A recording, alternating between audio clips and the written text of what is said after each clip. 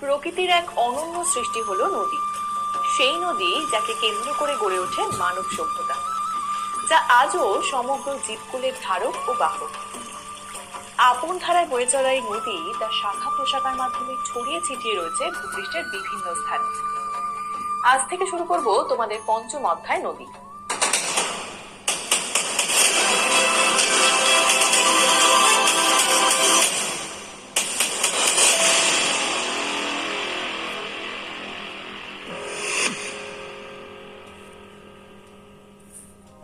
এই অধ্যায়ে আমরা নদীর গতিপথের বিভিন্ন অবস্থা সম্পর্কে জানতে পারবো, আর তারই সাথে জেনে নেব নদী কাকে বলে এবং নদীর সৃষ্টি হয়েছে কিভাবে।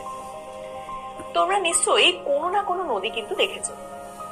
আমাদের কলকাতা শহরের পাশ দিয়ে কোন নদী বয়ে চলেছে বলতো?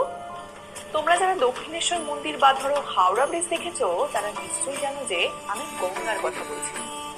তাছাড়া তোমাদের মধ্যে যারা উত্তরবঙ্গের পাহাড়ে ঘুরতে গেছো, সেখানেও তোমরা আরো একটা নদী কিন্তু দেখেছো, যার নাম হলো তিস্তা।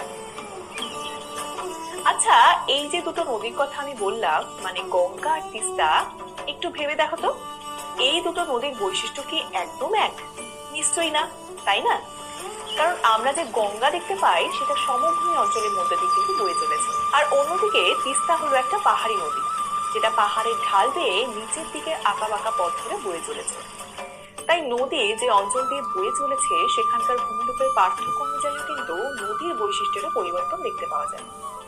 যেমন ধরো, তিস্তা পাহাড়ি অঞ্চলে আঁকা বাঁকা পথে সরু হয়ে বয়ে চলেছে, তাই এই নদী খরস্রোতা প্রকৃতির, মানে এই নদীর গতিবেগ কিন্তু বেশ অনেকটাই বেশি হয়। কিন্তু অন্যদিকে কলকাতার কাছে গঙ্গা অনেক বেশি চওড়া, আর এই নদীতে জলের গতিবেগও কিন্তু বেশ কম। এমনকি এই নদী নৌকার মাধ্যমে পারাপার করতেও কিন্তু দেখতে পাওয়া যায়। তাহলে এতটুকু নিশ্চয়ই বুঝতে পারলে যে এই দুটো নদী তাদের গতিপথে দুটো আলাদা অবস্থায় রয়েছে। প্রথমেই চলো জেনে নিই নদী কিভাবে সৃষ্টি হয়েছে। মেইনলি নদীর মূল উৎস হলো বৃষ্টির জল কিংবা বরফ গলা জল। এই বৃষ্টির জল বা বরফ গলা জল কোনো উঁচু জায়গা থেকে অভিকর্ষের টানে ভূমির ঢাল বরাবর নিচের দিকে বয়ে আসে। আবার অনেক সময় নানা দিক থেকে ছোট ছোট অনেকগুলো জলধারা একসাথে মিশে তারপরও বয়ে চলে। এই ছোট ছোট জলধারাগুলোই পরস্পর মিলিত হয়ে ভূমির ঢাল অনুসরণ করে যখন উঁচু থেকে নিচের দিকে বয়ে চলে, তখনই সৃষ্টি হয় নদী। তাহলে এর থেকে আমরা নদীর সংজ্ঞা হিসাবে ঠিক কি বলতে পারি? প্রাকৃতিকভাবে সৃষ্ট কোনো স্বাভাবিক প্রবহমান জলধারা বৃষ্টির জল বা বরফ গলা জলে পুষ্ট হয়ে যখন অভিকর্ষের টানে ভূমির ঢাল বরাবর কোনো উঁচু স্থান থেকে নিচু স্থানের দিকে বয়ে চলে এবং শেষে কোনো সাগর, হ্রদ কিংবা অন্য কোনো জলধারা এসে মিলিত হয়, তখন তাকে বলে নদী। তাহলে দেখো, নদীর সংজ্ঞা থেকে একটা জিনিস একদম পরিষ্কার যে নদী একটা নির্দিষ্ট জায়গা থেকে উৎপন্ন হয়, তারপর সেটা একটা নির্দিষ্ট পথের মধ্যে দিয়ে প্রবাহিত হয়ে শেষে গিয়ে একটা নির্দিষ্ট জায়গায় পড়ে। নদী যেখানে সৃষ্টি হয় সেই জায়গাকে নদীর উৎস বা সোর্স বলে। নদীর উৎস কোথায় বলতো? সাধারণত পাহাড়, পর্বত বা মালভূমির মতো কোনো উঁচু একটা জায়গা থেকে নদীর উৎপত্তি হয়ে থাকে। যেমন ধরো, ভারতের প্রধান নদী গঙ্গার উৎপত্তি হয়েছে গঙ্গোত্রী হিমবাহের গোমুখ গুহা থেকে। আবার এই নদী যেখানে গিয়ে শেষ হয়, মানে কোনো সাগর, উপসাগর, হ্রদ কিংবা অন্য একটা নদীতে গিয়ে মিশে, সেই জায়গারও কিন্তু একটা বিশেষ নাম আছে। তাকে বলা হয় নদীর মোহনা বা রিভার মাউথ। যেমন ধরো, গঙ্গা নদীর মোহনা হলো কিন্তু বঙ্গোপসাগর। তাহলে নদীর উৎস আর মোহনা কাকে বলে সেটা তো আমরা জানলাম।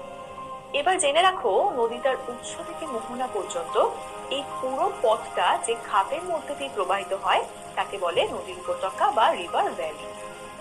শেষে যদি তোমরা পৃথিবীর কয়েকটা প্রধান নদীর নাম জানতে চাও, তাহলে জেনে রাখো পৃথিবীর দীর্ঘতম নদী হলো নীল নদ, যেটা আফ্রিকা মহাদেশে কিন্তু অবস্থিত।